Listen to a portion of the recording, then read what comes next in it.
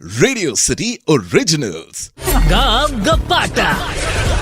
Radio સિટીના ગામ ગપાટામાં ફરી તમારું સ્વાગત છે.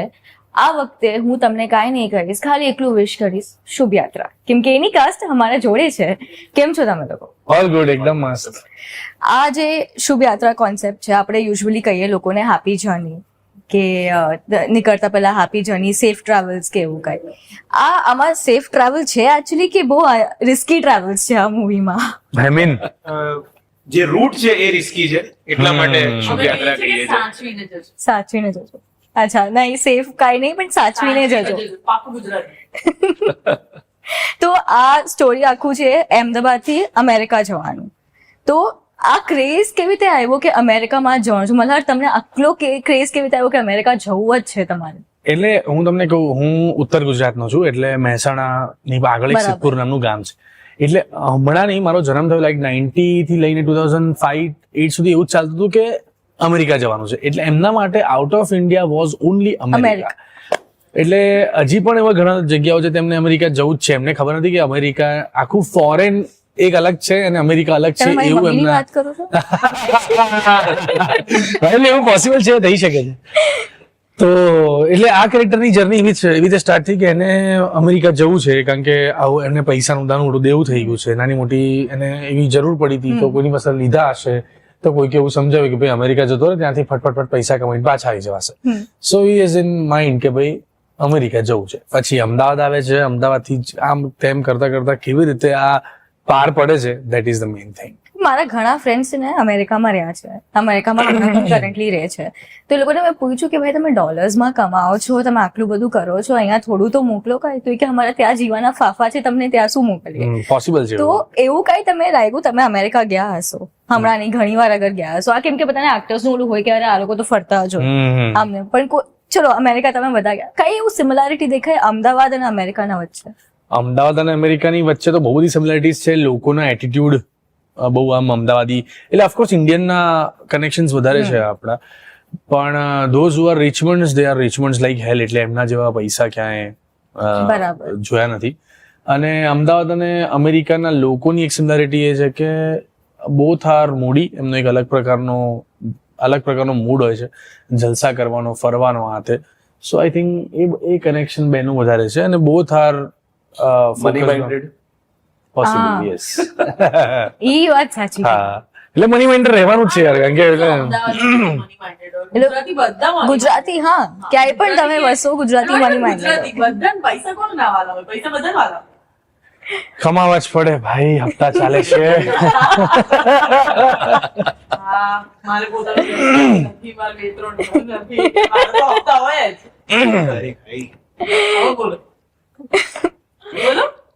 તો આ જે સ્ટોરી તમારા પાસે આવી, ઈ કાસ્ટિંગ કેવી રીતે થઈ તમારી?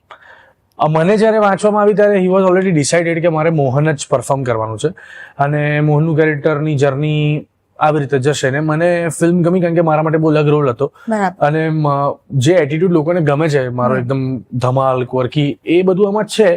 પણ એ 30% છે, બાકી 70% બહુ અલગ કેરેક્ટર લઈને હું આવ્યો છું. એટલે મને બી એવી એક કલાકાર તરીકે એવું આમ મૂડ હોય કે કંઈક નવું અલગ કરવા મળે, અને એટલા માટે ઓફકોર્સ આ ફિલ્મનું, એટલે હીરો હોવાનો અને છતાં હીરો ના હોવો, એ બંને આ ફિલ્મમાં છે. એટલે મને વધારે ગમ્યું છે. દર્શન સર, અને તમારી બંનેની કાસ્ટિંગ નું સ્ટોરી શું છે? લાઈક તમારી પાસે ઓલરેડી આવી ગઈ હતી સ્ક્રિપ્ટ કે આખું પ્રોસેસ હતું આખું?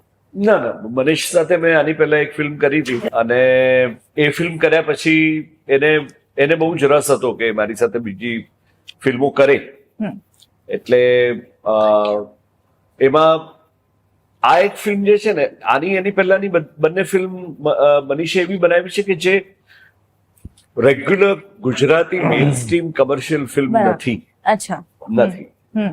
એ બહુ જ જુદી વાર્તાઓ છે અને બહુ જ જુદા ઝોનની ફિલ્મ છે. પણ આ પહેલી વાર એક મેઇન સ્ટ્રીમ ફિલ્મ બનાવી રહ્યો છે, અને જેમાં એન્ટરટેનમેન્ટ પણ હોય, પણ એક સેન્સિબિલિટી હોય. રાઈટ. તો એણે જયારે એમાં એક કેમિયો કેરેક્ટરની વાત કરી મારી સાથે, ત્યારે એણે મને કઈ રીતે ફસાવ્યો હું તને કહું.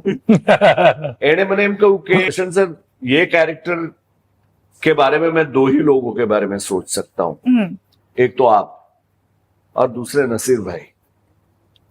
હવે આવા મોટા માણસનું નામ મારી સામે આપી દીધું એટલે તું વિચાર કર કે કયો એક્ટર એમ કે ના હું સર ક્યાં સાઇન કરવાની સર ક્યાં સાઇન કરું જેને માટે નસીરુદ્દીન શાહનો વિચાર થતો હોય એ કેરેક્ટર જ્યારે તમને આપવામાં આવે ત્યારે તો તમે બંને હાથેથી એને ઉંચકવા તૈયાર હો. પણ અપાર્ટ ફ્રોમ ધેટ આ મારે માટે પણ એક બહુ જ જુદું ઇન્ટરેસ્ટિંગ કેરેક્ટર છે. અને એ જે રીતે જે કથાને જે વાર્તાને જે રીતે માત્ર પોતાની હાજરીને કારણે અમુક શેપ આપે છે, એ અમુક ડિરેક્શન આપે છે.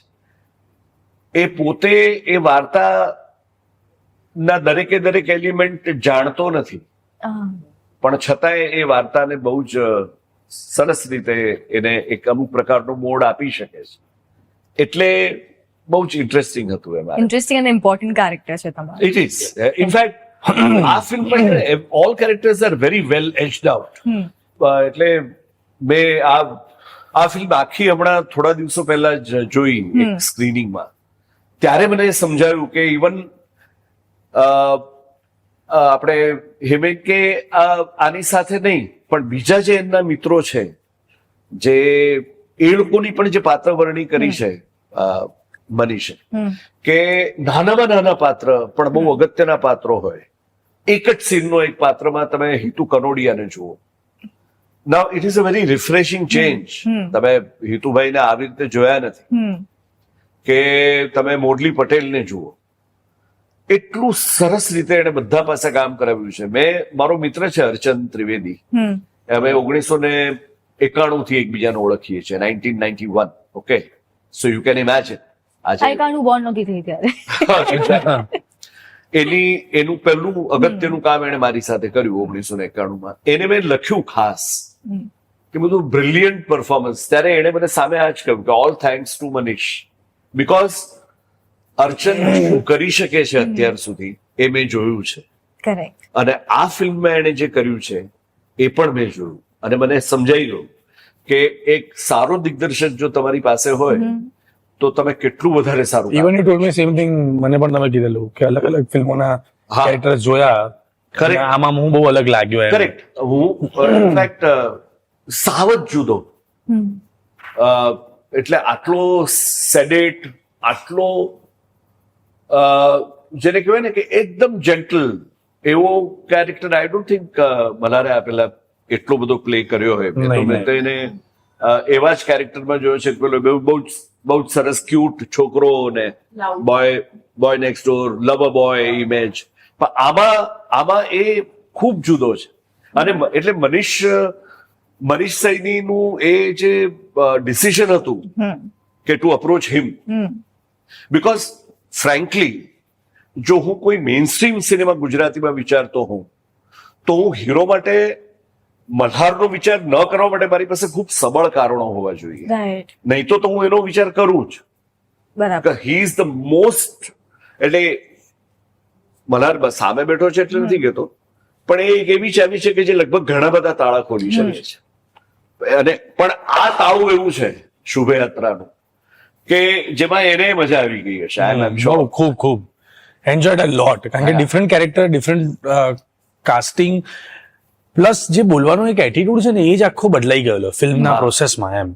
એટલે ઇનફેક્ટ અમારો એક સીન છે જેમાં એ જ વાત છે કે કોઈ પણ એક્ટરને તમે એક લાઈન આપો તો એ કઈ રીતે બોલે, અને જે લાઈન શીખવાડતો હોય છે, જે દિગ્દર્શક હોય છે, એ વાતને ના પાડે છે કે એ રીતે નહીં. આ આટલી પાવરફુલ લાઈન છે ને, એ જોરથી ઘાટો પાડીને નહીં, એ શાંતિથી પણ બોલી શકાય એવું એક પાત્ર છે મારું પોતાનું છે આ ફિલ્મમાં. તો આ આખી ફિલ્મમાં the way we all speak Gujarati is very different than what you will see in any other Gujarati film correct of present day. મને એવું લાગે છે કે આ ફિલ્મમાં છે ને કે એવું નથી કે હીરો છે, હિરોઈન છે, કેરેક્ટર છે કે એના હીરોના પપ્પા છે, એવું કરેક્ટ. આમાં દરેક કેરેક્ટર કેરેક્ટર છે. જ્યારે તમે ફિલ્મ જોઈને બહાર નીકળશો તો તમને બધા કેરેક્ટર યાદ રહેશે. હા. મલ્હારની જગ્યાએ તમે કદાચ મોહન કહેશો you know. ને અને આ બહુ ફેક્ટ છે કે જ્યારે અમે ફિલ્મ પણ કરતા હતા ને it was a very realistic feel. અને મને મનીષ સૈનીની આ વાત બહુ જ ગમી કે મને 2021 માં સરે સ્ક્રિપ્ટ સંભળાઈ अच्छा અને ત્યારે મારી સાથે વાત ચાલતી थी कि मैं सोच रहा हूँ कि 22 में बनानी है ये फिल्म, तो मैं सोच रहा हूँ कि आप करोगे, पर मोनल मतलब यू नो गुजराती का फिर एक लिमिटेशन होता है, आप क्या सोचते हो, then all this things happen. But देखिए लाइक मेरा फर्स्ट और लास्ट अप्रोच आप ही हो, अगर आप मना करोगे तो फिर किसी और को, क्योंकि मुझे और कोई एज अ जर्नलिस्ट दिख नहीं रहा. So Manish sir is very particular about कैसे उनको चाहिए. Correct. उनको वो हीरो वाला फील नहीं देना है कि हीरोइन आ रही है तो बाल उड़ेंगे और एक हवा चलेगी और हीरो को ऐसा लगेगा ला ला ला ला ला, ऐसा कुछ नहीं होता है. So, that's- બહુ રિયલ ફિલ્મ છે. બહુ જ રિયલ. જैसे કે આપણે પહેલી વાર મળ્યા તો આપણે જે રીતે ઇન્ટરેક્શન ચાલુ કરીએ એવી રીતે જ થાય. જરૂરી નથી કે ફિલ્મી વે જ બતાવો. બરાબર. ઘણી વાર કેવું નેચરલી જે પ્રોસેસમાં નીકળે ને એની મજા છે. આઈ થિંક શુભયાત્રામાં તમને એની મજા વધારે આવશે. અને મનીષ સૈનીની એક ક્વોલિટી છે કે ઘરમાં બેઠા બેઠા બધા વાત કેવી રીતે કરી એવી રીતે વાત થઈ જાય એમ. કે કશું બતાવી દેવું છે અથવા કઈ જોર આમ સિનેમેટોગ્રાફી કંઈક બતાવી દઉં અથવા આ એંગલ લઈ લઉં અહીંથી એંગલ લઈ લઉં, કશું જ નથી. વાતની મજા છે. સર આપણે કહીએ કે જે બેસ્ટ ફ્રેન્ડ્સ હોય ને આ મેઇન કેરેક્ટરના કેવું કહે છે ને રોલ ખાઈ જાય આખો એ છે ને એકદમ છાવી જાય આખા મૂવી જ મૂવીમાં. થઈ ગયા. રોલની ક્યાં વાત કરું છું? તો તમારા કેરેક્ટરના વિશે મને કહો કે આ કેવી રીતે શું આખું થયું. આ એક છે ને બહુ જ રિલેટેબલ કેરેક્ટર છે કે કોઈ પણ ફ્રેન્ડ સર્કલમાં તમે જોશો ને તે એક માણસ એવો હોય ને હોય જ કે જે સતત ઓવર કોન્ફિડન્સ થી ભરપૂર રહ્યા કરે અને જેની સજા એને ઓછી મળે એની સાથે જોડાયેલા મિત્રોને વધારે ભોગવવી પડતી હોય. તમે પાછી મારા બેનના વારામાં હું આ હાર્દિકના પાત્રની વાત કરું છું, પણ મેં કીધું ને કે રિલેટ થશે. દરેક ગ્રુપમાં એક પાત્ર આવું હોય ને હોય જ. અને આમાં પણ એવું જ છે કે હાર્દિકના કારણે મોહને ઘણું બધું વેઠવું પડે છે અને જેમાં એમને પણ અભિનય ઓછો કરવો પડ્યો છે મારી સાથેના સીનમાં અને મારે પણ ઓછો કરવો પડ્યો છે કારણ કે હું પણ રિયલ લાઈફમાં એવી રીતે જ હેરાન કરું છું અને એમના જેટલા પણ રિએક્શન્સ આયા છે ફિલ્મમાં એ રિયલ લાઈફમાં પણ એ જ હોય છે. બધા ઓરિજિનલ. એવું એક પ્રાંક કહ્યું કે તમે કાંઈક તો એવું કહી કહ્યું કે તમે સાસી ગયા હતા મલ્હાર પછી એનાથી. તારાથી મને ત્રાસી ગયો એમ. હા એટલે એ મેક્સિમમ કે ઉતર્યા ઘણી બધી સારું ઓકે બેસી તો જવું ના, એ ના પછી એ ગરીબડો થઈ જાય. આપણને એવું થઈ જાય કે આપણે શું કરો આવું કહી દીધું. લાઈક ઇન્સ્ટન્ટલી આ બધું બોલે એટલું બોલી નાખે પછી થાય કે હા એકદમ વિચારો કે મને વઢી સાથે નાખ્યું. કેવું એટલે થર્ડ પાર્ટી જોવાવાળાને એમ જ થાય છે કે આની ઉપર તો બહુ અત્યાચાર થાય. તો ઉતારી પડે છે આ લોકો અને બોલો શું આયા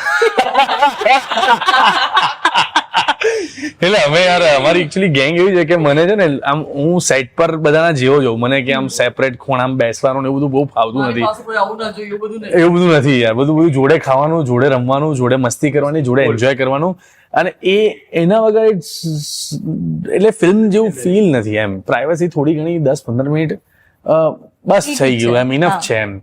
પછી જોડે હોય ને તો વધારે ક્રિએશન નીકળે છે એવું મારું ઓબ્ઝર્વેશન છે કે અમે લોકો મેં સરે અમુક સીન ડિસ્કસ કર્યા તો અમુક વસ્તુઓ એમાંથી નીકળી ઓન ધ સ્પોટ ને વી ડિસ્કસ વિથ મનીષ સર ને એ બધી બધું થાય તો જ મજા આવે એમ. એટલે યુ નો અને એમાં કોઈ પણ વેમાં અમે જઈ શકીએ. We are friends before film એમ. તો એ પછી અમારી ધમાલ ચાલ્યા જ કરે, બધી મસ્તીઓ કર્યા જ કરીએ. સો ઇટ્સ અ ફન એમ. બંનેની એ કેમિસ્ટ્રી બી બહુ જરૂરી છે અને મિત્રતા એવી લાગવી બી જોઈએ લોકોને જોયા પછી કે આ જબરા ભાઈબંધો છે યાર, જોરદાર ભાઈબંધો છે. સ્ક્રીન પર દેખાવું જોઈએ. આનો ભાઈબંધ કીધું હોય છે. હા એવી ફિલિંગ જોઈએ એટલે એ રીતે ફન છે એમ. તો ફનથી યાદ આવ્યું, આપણે એક ફન ગેમ રમશું. હું તમને 4-5 ક્વેશ્ચન પૂછીશ કે તમે આ કર્યું છે કે નથી કર્યું. બધું શુભ યાત્રાના આસપાસ હશે, ટ્રાવેલના આસપાસ હશે. હવે તમને એક એક કરીને જવાબ આપવાનું, હા કે ના. રેડી? ઓકે.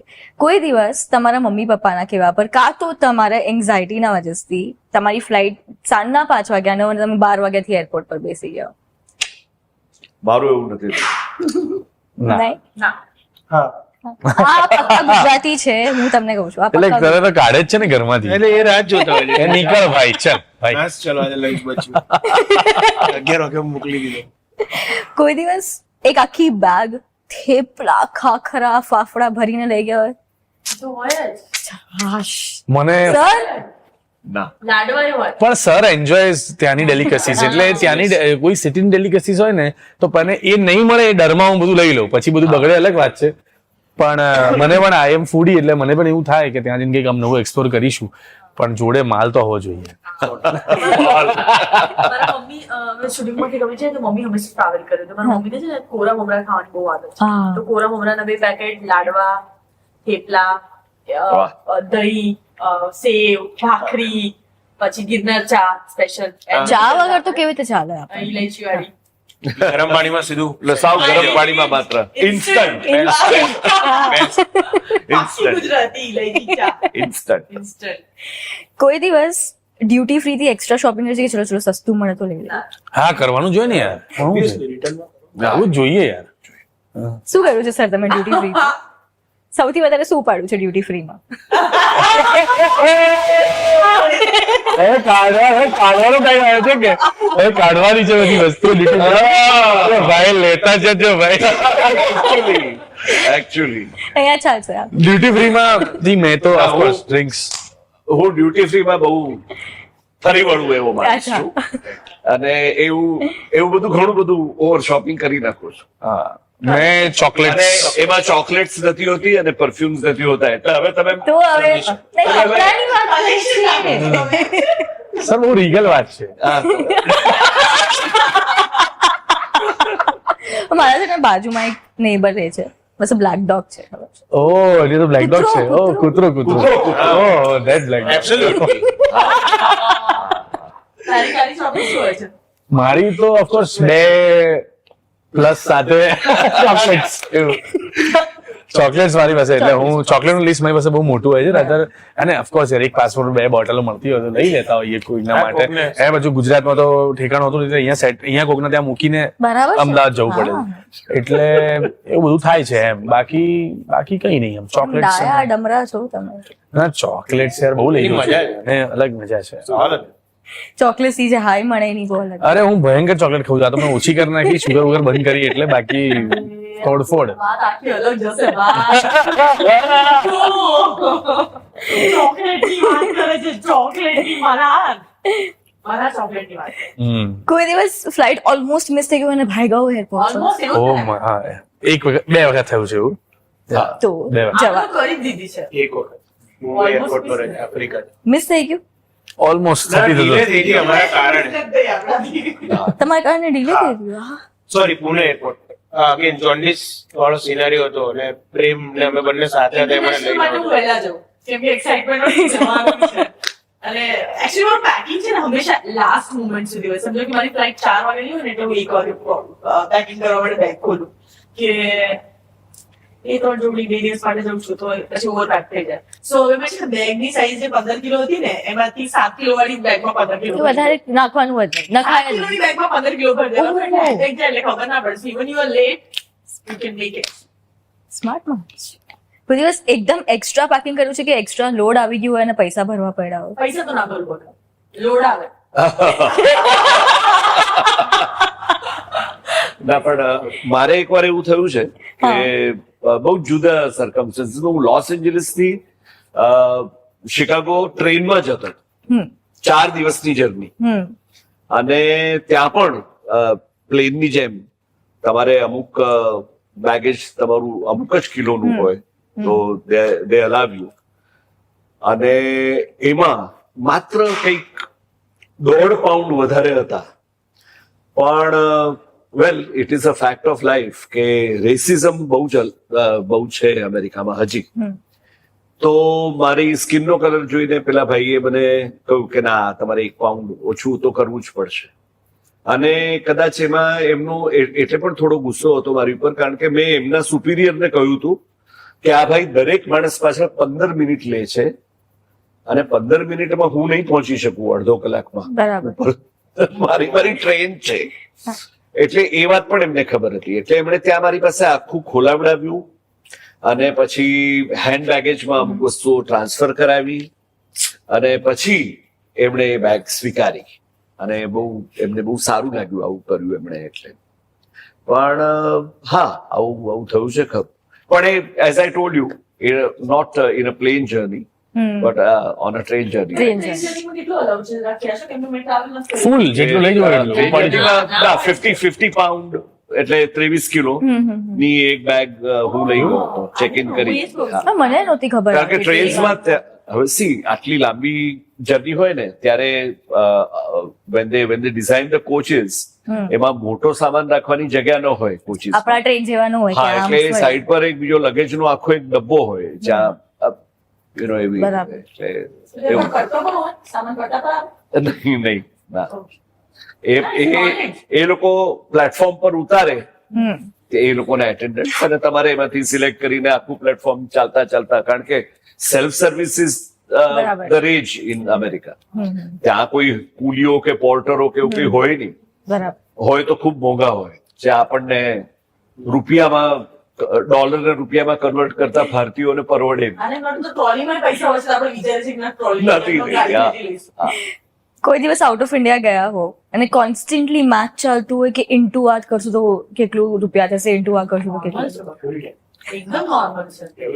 જેટલા લઈ ગયા અમે કેટલા બચાઈને પાછા લાવવાના હોય એવી આખી વાત ચાલતી હોય. મારે તો આવું જ હોય. અને મેં વાત નથી ડોલર પછી કોઈ જતું ઇન્ડોર મોકલી દઈએ કે જો આ ઇવેન્ટ થઈ ગયા લઈ જાઓ. પાછા વધારે લેવા લઈ જવાય. સાચીને કરવાનું હતું. હા હું દેવકી સાથે લાસ્ટ ટાઈમ યુએસ ગઈ હતી ને તો 2 ઇવેન્ટ થઈ ગયા તો લાઈક આવે સાલીને $10,000 તો હું બીજા આવવાના હતા તો આને તો જોડે ના લઈ જઈ શકું વધારે. પછી દેવકી સાથે એક પાર્સલ મોકલાવ્યું હતું કે આ ઘરે આપી દેજો હું મહિના પછી આવીશ. જો મમ્મી કહું કે હું પોપટ છું. ઓલી સ્ટોરી હતી ને નાનપણમાં જે કહેતા હતા કે પોપટ કમાવા જાય પછી મમ્મી આમ ચાદર પાથરે પછી પોપટ આમ ઘરે એમાં પૈસા મોકલે એવું પોપટ છું. બહુ મજા આવી તમારા લોકો સાથે વાત કરીને. ઓલ ધ બેસ્ટ તમારા મૂવી માટે. હું તો જરૂર જઈશ. મારા ઓડિયન્સને કહી દઉં હું એકવાર યસ કે હમણાંથી એડવાન્સ બુકિંગ કરાવી લો. તત્કાલમાં મળે ન મળે કાંઈ ખબર નથી. હું તો બુકિંગ કરાવું છું મારી, તમે તમારું જોઈ લો. શુભ યાત્રા રિલીઝ થાય છે 28 એપ્રિલના. હું આજ માટે આટલું જ. તમને નેક્સ્ટ ટાઈમ મળીશ રેડિયો સિટી પર અહીંયા જ. ત્યાં સુધી બાય. ગામ ગપાટા